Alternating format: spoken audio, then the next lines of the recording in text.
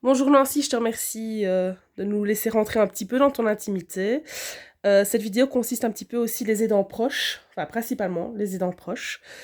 Et j'aurais voulu te poser quelques questions, Nancy. Oui, pas de souci. Alors moi j'aurais bien voulu voir avec toi un petit peu, parce que toi, Christophe, on le rappelle, est en dialyse péritonéale.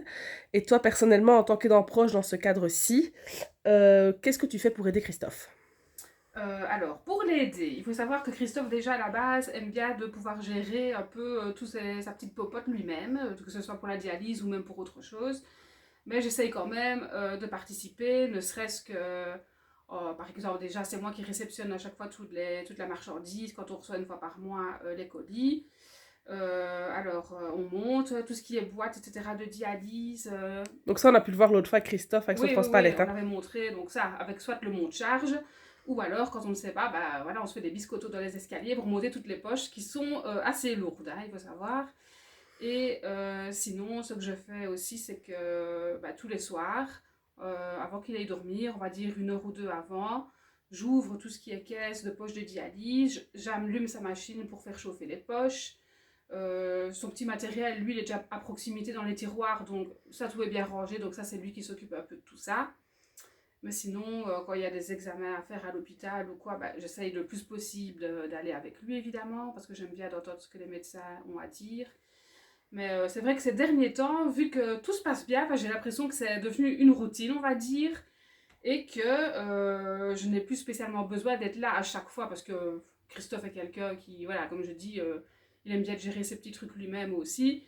Donc je le laisse aussi aller de temps en temps seul maintenant à l'hôpital. Alors ici, Nancy, tu nous as permis ben, voilà, de faire la petite vidéo dans le lieu qui est votre chambre, là où Christophe se dialyse la nuit. Ouais. Alors moi, je voulais voir un peu comment, toi, personnellement, tu vis sa dialyse. Alors, c'est vrai qu'au début, même avant la dialyse, déjà à la pose du cathéter, je suis quelqu'un de très très très anxieux et ça me faisait vraiment très très peur. Je me dis, notre vie va changer du tout au tout. Et c'est vrai que c'est plus l'avant-dialyse qui m'a fait peur, moi, en fait. Maintenant, une fois qu'il a été faire ses formations à l'hôpital pour savoir un peu comment utiliser les poches en manuel, etc., parce que c'est ce qui va se passer, même pour les futures personnes qui vont être en dialyse péritonéale, c'est que pendant un mois, vous allez devoir être à l'hôpital pour apprendre manuellement à faire vos poches. Après ce mois, vous passez sur la machine, donc le cycleur. Et c'est une fois que tout a été rodé à l'hôpital avec les poches, etc., et qu'on lui a expliqué, euh, honnêtement, on s'est dit, ah ben, c'est pas si compliqué que ça finalement. Il n'y a pas tant de choses que ça à retenir ou à penser, etc. Donc, je pense que ça, je l'ai plutôt bien vécu comparé à l'avant-dialyse. Et donc justement, en parlant de ça, donc on a créé, enfin j'ai décidé de créer le groupe et je veux que vous participiez bien évidemment parce que voilà, c'est une force pour nous que vous soyez impliqués dedans.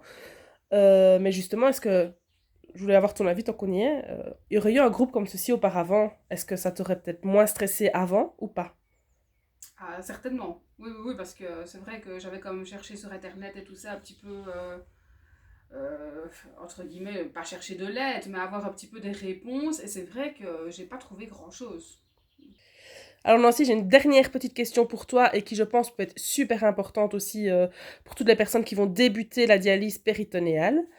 Moi, je voulais savoir quel impact sur votre vie de couple la dialyse péritonéale elle a.